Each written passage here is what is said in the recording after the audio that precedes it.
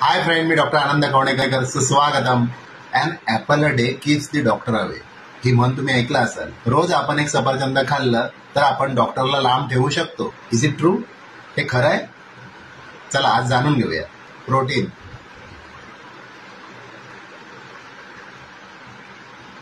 Calories, fibre,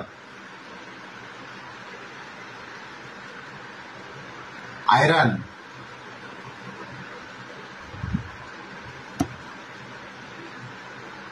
calcium,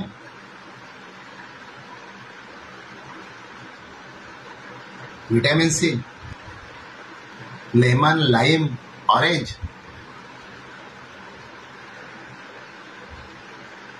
मग काय खाणार?